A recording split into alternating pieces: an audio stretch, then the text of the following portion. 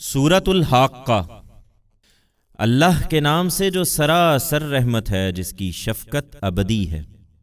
ہونی شدنی، کیا ہے ہونی شدنی، اور تم کیا جانو کہ کیا ہے وہ ہونی شدنی۔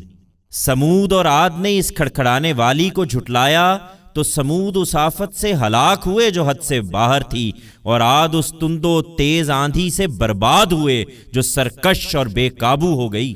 اللہ نے یہ آندھی انہیں جڑ پیڑ سے اکھاڑنے کے لیے 7 رات اور 8 دن ان پر ٹھہرا دی۔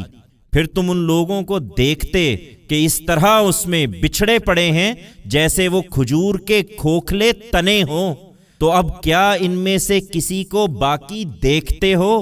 اور یہی جرم فرعون اور اس سے پہلے کے لوگوں نے کیا، اور ان بستیوں نے بھی جو تل پٹ ہو گئیں، اس طرح کہ ان سب نے اپنے پروردگار کے رسول کی نافرمانی کی، چنانچہ اس نے انہیں ایسی پکڑا جو اپنی شدت میں بڑھتی چلی گئی۔ اسی طرح نوح کو جھٹلانے کے نتیجے میں جب طوفان اٹھا اور پانی حد سے گزر گیا تو ہم ہی تھے کہ ہم نے تمہیں کشتی میں اٹھا لیا، اس لیے کہ اس سرگزشت کو تمہارے لیے نصیحت بنا دیں، اور یاد رکھنے والے کان اس کو سنیں اور یاد رکھیں۔ سو اسی طرح جب سور میں ایک ہی مرتبہ پھونک ماری جائے گی اور زمین اور پہاڑوں کو اٹھا کر ایک ہی چوٹ میں پاش پاش کر دیا جائے گا تو اس دن ہونے والی ہو جائے گی اور آسمان پھٹ جائے گا۔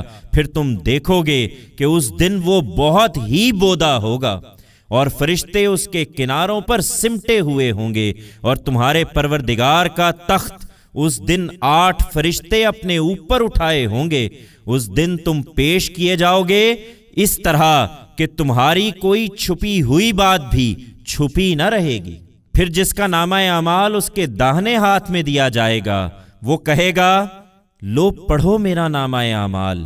مجھے یہ خیال رہا کہ ایک دن مجھے اپنے اس حساب سے دوچار ہونا ہے، چنانچہ وہ ایک دل پسند عیش میں ہوگا، بہشت بری میں، جس کے میوے جھک رہے ہوں گے۔ اب کھاؤ اور پیو مزے سے اپنے ان اعمال کے صلے میں جو تم نے گزرے ہوئے دنوں میں کیے ہیں۔ اور جس کا نامہ اعمال اس کے بائیں ہاتھ میں دیا جائے گا، وہ کہے گا، اے کاش میرا یہ نامہ اعمال مجھے نہ ملتا، اور میرا حساب کیا ہے میں اس سے بے خبر ہی رہتا۔ اے کاش وہی موت فیصلہ کن ہو جاتی، میرا مال میرے کیا کام آیا، میری سب بادشاہی مجھ سے لٹ گئی۔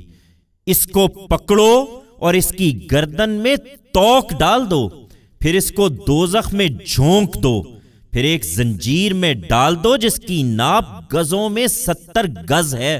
یہ نہ اللہ بزرگوں برتر کو مانتا تھا اور نہ فقیروں کو کھانا کھلانے کی ترغیب دیتا تھا، اس لیے آج یہاں اس کا کوئی غمخوار نہیں ہے، اور دھوون کے سوا اس کے لیے کوئی کھانا نہیں ہے۔ اس کو یہ گناہ گار ہی کھائیں گے۔ سو نہیں، یہ کسی شیطان کا الہام نہیں ہے، میں اس کی شہادت پیش کرتا ہوں جسے تم دیکھتے ہو، اور اس کی بھی جسے تم نہیں دیکھتے، کہ بے شک یہ ایک رسول کریم کا کلام ہے، اور یہ کسی شاعر کا کلام نہیں ہے۔ تم لوگ کم ہی مانتے ہو، اور نہ کسی کاہن کا کلام ہے، تم لوگ کم ہی سمجھتے ہو۔ یہ رب العالمین کی طرف سے نازل ہوا ہے۔ ہمارا یہ پیغمبر اگر اپنی طرف سے کوئی بات ہم پر بنا لاتا تو ہم اس کو قوی ہاتھ سے پکڑ لیتے، پھر اس کی رگے گردن کاٹ دیتے، پھر تم میں سے کوئی ہمیں اس کام سے روک نہ سکتا۔ یہ تو در حقیقت ڈرنے والوں کے لیے ایک یاد دہانی ہے۔